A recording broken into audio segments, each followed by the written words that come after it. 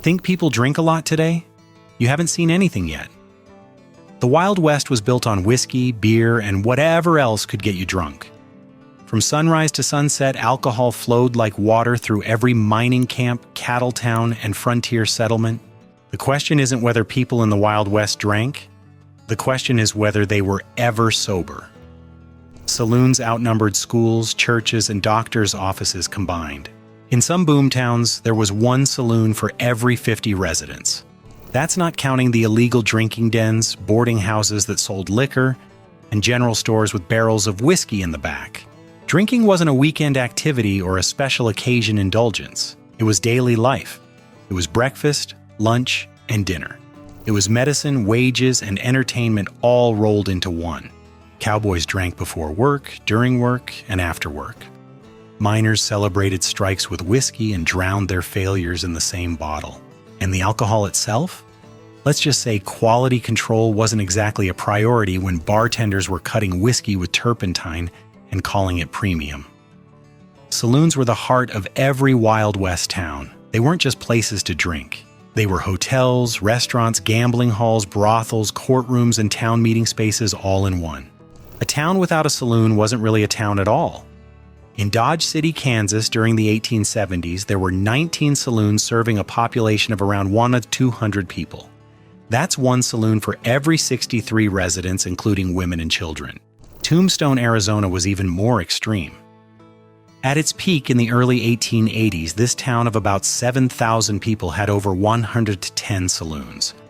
You couldn't walk more than a few steps without passing another drinking establishment. A visitor to Virginia City, Nevada in 1863 counted the businesses on the main street. He found 25 saloons, 2 churches, 1 school, and no libraries. The priorities were clear. The saloons never closed. They operated 24 hours a day, 7 days a week. There were no closing times, no last calls, no days off. As long as you had money, you could drink. The variety of drinking establishments was staggering. At the bottom were the dive saloons, dark holes with dirt floors and rough plank bars. These served the cheapest rot gut whiskey to the poorest customers. A step up were the standard saloons. These had wooden floors, a proper bar, maybe some chairs and tables. This is where most working men spent their evenings. Then there were the fancy saloons and gambling halls. Places like the Oriental Saloon in Tombstone had chandeliers, mirrors, paintings, and professional bartenders. They served imported whiskey, wine, and champagne. But regardless of the establishment's quality, everyone was drinking. Social class determined where you drank and what you drank, but it didn't determine whether you drank. And who exactly was doing all this drinking? Everyone. Literally everyone. The Wild West had no drinking age. Children drank. Women drank. Preachers drank. Doctors drank. Lawmen drank. Outlaws drank. Children were given alcohol from infancy. Mothers would dip rags in whiskey or brandy and give them to teething babies to suck on. As children grew older, they graduated to watered-down beer and weak whiskey. A diary entry from a Kansas homesteader in 1871 casually mentions giving her 6-year-old son a cup of beer with breakfast to fortify him for his chores. This wasn't considered child abuse. It was normal parenting. Teenage boys working as ranch hands or miners drank alongside the adult workers. A cowboy's memoir from the 1880s describes his first cattle drive at age 14. The trail boss gave each hand, including the teenagers, a daily ration of whiskey. Women's relationship with alcohol was more complicated, but no less present. Respectable women weren't supposed to be seen in saloons, but that didn't mean they weren't drinking. Many saloons had separate ladies' entrances that led to private rooms where women could drink away from public view. A newspaper article from Denver in 1882 describes these ladies' parlors as furnished with velvet chairs and fine carpets, allowing respectable women to enjoy wine and cordials without mingling with men. Women also consumed enormous quantities of patent medicines, most of which were 40% to 80% alcohol. Lydia Pinkham's vegetable compound, marketed specifically to women, was 18% alcohol. Women could drink multiple bottles per week and claim they were just taking their medicine. At home, women drank wine, brandy, and homemade fruit liqueurs. A lady's etiquette book from 1880 advises that a small glass of wine with dinner is beneficial to the feminine constitution. Even the clergy weren't immune to the drinking culture. Many preachers and priests were known drunks. A circuit preacher's journal from Wyoming in 1875 mentions stopping at saloons between services for refreshment and fellowship. He typically had 3 or 4 drinks during these stops. Some frontier preachers were notorious alcoholics. A newspaper article from Montana in 1879 describes a Sunday service where the preacher was so drunk he fell off the pulpit twice and had to be carried out. Doctors were among the heaviest drinkers. They prescribed whiskey for almost every ailment imaginable, but they weren't just prescribing it. They were drinking it themselves, often claiming it was for medicinal purposes. A doctor's account book from Deadwood in 1877 shows that he purchased over 50 gallons of whiskey in a single year, supposedly for medical use. Now let's talk about what people were actually drinking. For the common working man, whiskey was the drink of choice. But calling it whiskey is generous. What passed for whiskey in most frontier saloons would horrify modern drinkers. Real aged whiskey was expensive and hard to transport. Most saloons couldn't afford to stock genuine Kentucky bourbon. Instead, they served rot gut, tarantula juice, coffin varnish, or tanglefoot. Rot gut whiskey started with raw grain alcohol, the cheapest and harshest spirit available. Bartenders would then cut this alcohol with water to stretch their supply. But watered-down alcohol looked weak and tasted terrible, so they added other ingredients. The additives were creative and often dangerous. Tobacco juice gave the whiskey a brown color and bitter taste. Burnt sugar added sweetness and darkness. Turpentine provided a harsh bite. Gunpowder was added because people believed it increased potency. A bartender's recipe book from a Colorado saloon in 1881 lists the ingredients for their house whiskey: 1 gallon of grain alcohol, 3 gallons of water, a plug of chewing tobacco, burnt sugar, strychnine for bite, and cayenne pepper for heat. Some bartenders added even worse substances. Formaldehyde was used as a preservative. Battery acid added sourness. Kerosene gave the drink a powerful kick. These were standard practices in many frontier saloons. The effects of this adulterated whiskey were severe. Men went blind from methanol poisoning. Others suffered kidney and liver damage. Some died after a single night of heavy drinking. A coroner's report from Tombstone in 1882 describes a man found dead in an alley behind a saloon. The autopsy revealed that his stomach lining had been eaten away by the acidic whiskey. The coroner noted this was the 3rd such death that month.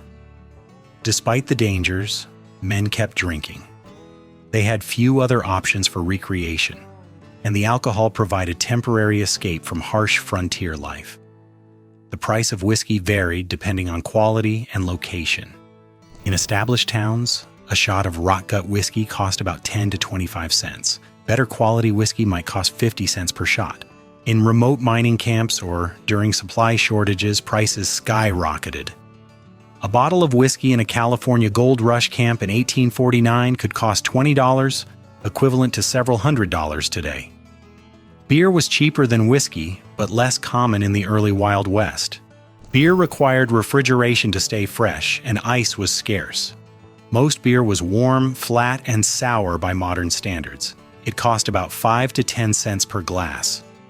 A traveler's account from Texas in 1878 describes the beer as warm as bathwater and tasting of the barrel it came from, with a sour bite that made your face pucker. Wine was available but expensive, and mostly consumed by the wealthy. A bottle of imported wine could cost $10 or more. For the truly desperate or broke, there were even cheaper options. Some saloons sold beer dregs, the leftover liquid from the bottom of beer barrels. Others sold whiskey sweepings, or gris-soir, the residue from whiskey barrels mixed with water. The wealthy had access to much better alcohol. Fine saloons served genuine imported whiskey, French wine, and champagne. A bottle of French champagne in San Francisco in 1880 cost $15, more than a working man earned in a week. Rich mine owners and cattle barons would order cases of premium liquor shipped from the East Coast or Europe. They drank in private clubs or in the upstairs rooms of fancy saloons, but even the wealthy drank heavily. A Society column from Denver in 1883 describes a dinner party where guests consumed 12 bottles of wine, 6 bottles of champagne, and numerous after-dinner brandies. One of the most shocking aspects of Wild West drinking culture was that people drank at work. This wasn't sneaking a flask during lunch break. This was open, accepted, encouraged drinking throughout the workday. Cowboys on cattle drives received daily whiskey rations. The trail boss would distribute whiskey each evening after the day's ride. Some outfits also gave whiskey in the morning to warm the blood. A cowboy's memoir from 1885 mentions that his outfit went through a barrel of whiskey every week for a crew of 12 men. During particularly hard work like river crossings or stampede recovery, extra whiskey was distributed. The logic was that whiskey gave men courage and dulled pain. Miners drank constantly. Mining was brutal, dangerous work, and alcohol provided temporary relief. Many mines had saloons right at the entrance. Miners would drink before descending into the shafts, drink during breaks, and drink heavily after their shifts ended.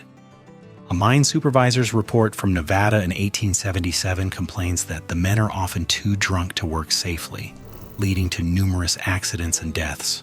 However, attempts to ban alcohol have resulted in strikes and violence. Railroad workers building the Transcontinental Railroad were notorious drinkers. Construction camps had multiple saloons that operated around the clock. Workers would labor for 12 hours, then drink for 12 hours, and then return to work still drunk.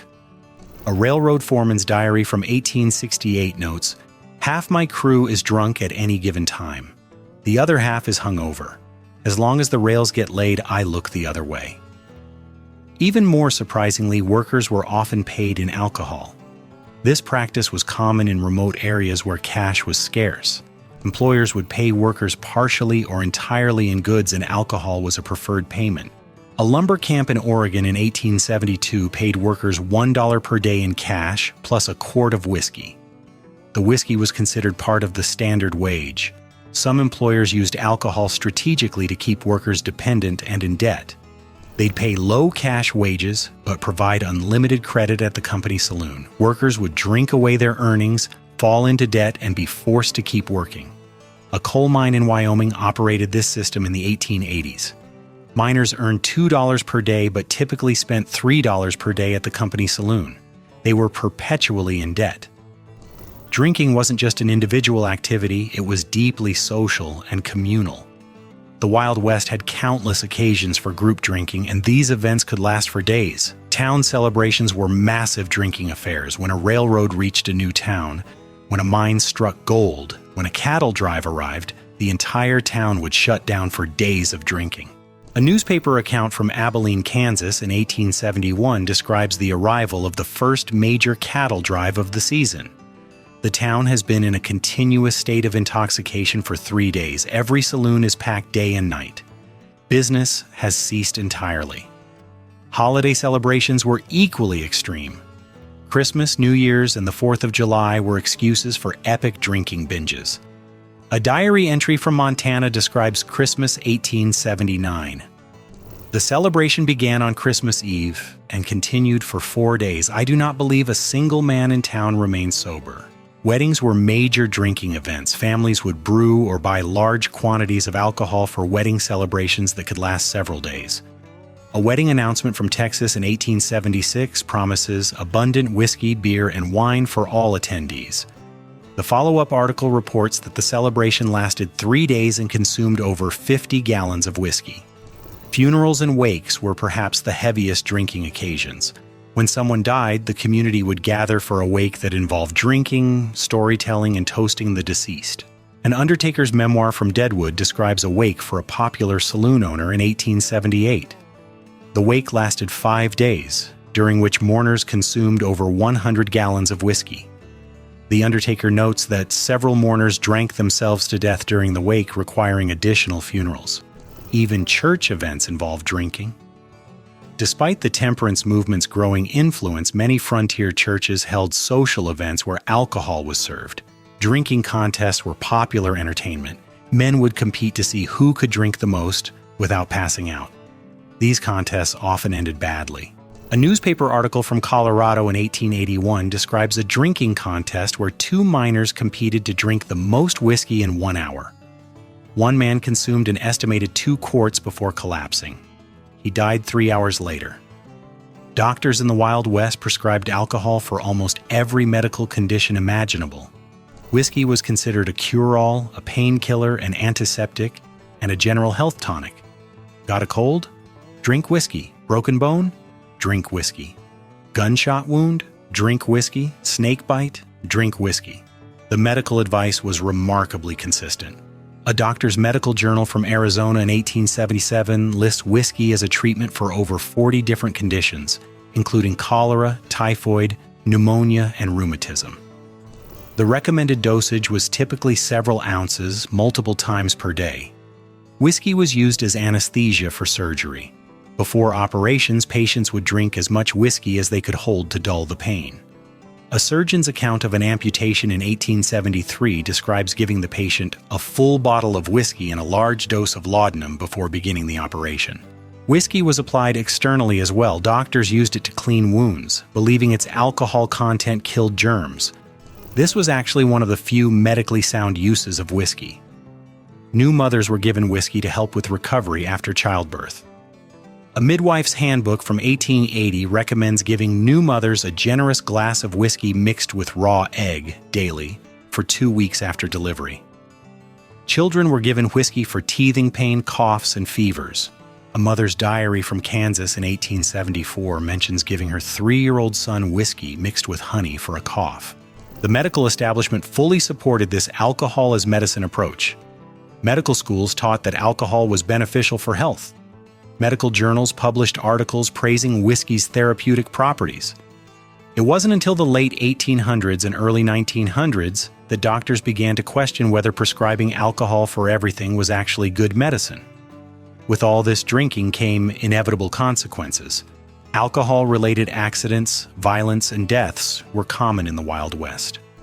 Drunken accidents were a leading cause of death. Men fell off horses, fell down stairs, fell into rivers, and fell into fires. A coroner's report from Wyoming in 1878 lists alcohol as a contributing factor in over half of all accidental deaths that year.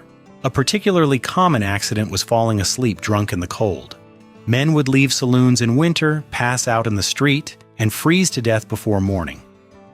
A sheriff's report from Montana in 1880 mentions finding 3 frozen bodies in a single morning. Saloon fights were constant. Alcohol lowered inhibitions and raised tempers. Arguments over cards, women, or nothing at all would escalate into brawls. A newspaper survey from Dodge City in 1878 found that the town averaged 3 saloon fights per night. About once a week, a fight resulted in serious injury or death. Guns and alcohol were a deadly combination. The Wild West gun culture meant that most men were armed, and drunk men with guns made poor decisions. A marshal's report from Tombstone in 1881 states that nearly every shooting in this town involves alcohol. Sober men rarely draw their weapons, but drunk men will shoot over a spilled drink. Domestic violence increased dramatically when men came home drunk. Women and children suffered beatings from intoxicated husbands and fathers. A women's shelter in San Francisco reported in 1885 that over 80% of the women seeking refuge cited their husbands' drinking as the primary cause. Alcohol poisoning was common, especially from the adulterated whiskey served in many saloons. A Undertaker's Ledger from Virginia City shows multiple entries per month for death by intoxication. The economic impact of all this drinking was staggering. Working men spent enormous portions of their wages on alcohol, often leaving their families destitute. Cowboys finishing a cattle drive would receive several months' wages in a lump sum. Many would immediately head to the nearest saloon and drink away their entire earnings in a matter of days. Miners were notorious for this behavior. After months of hard work, they'd strike gold or receive their wages and head straight for the saloons. A mining camp merchant's diary from California in 1852 describes miners spending thousands of dollars in a single night. Families suffered tremendously from this drinking culture. Women struggled to feed their children while their husbands drank away the grocery money. A social worker's report from Denver in 1884 describes visiting families where the father earned good wages, but the children were starving because all the money went to the saloon. Some towns tried to address the drinking problem. Temperance movements gained strength in the late 1800s, with women leading the charge. Organizations like the Women's Christian Temperance Union campaigned for alcohol restrictions. Carrie Nation became famous for her saloon-smashing campaigns. She would march into saloons with a hatchet and destroy the bar, bottles, and mirrors while singing hymns. Between 1900 and 1910, she destroyed dozens of saloons. Some towns experimented with prohibition, banning alcohol sales entirely. These efforts rarely succeeded. Illegal saloons and bootleggers simply replaced legal establishments. The alcohol industry was too profitable and too entrenched to be easily eliminated. Saloon owners, brewers, and distillers fought hard against any restrictions. The drinking culture of the Wild West gradually declined in the early 1900s. As the frontier closed and towns became more civilized, social attitudes toward alcohol began to shift.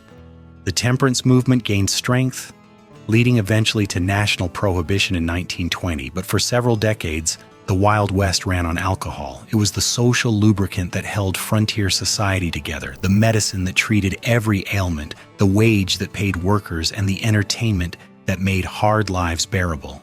So the next time you think modern drinking culture is excessive, remember the Wild West. We've got nothing on our ancestors who drank whiskey for breakfast, worked drunk, and considered a bottle a day normal consumption.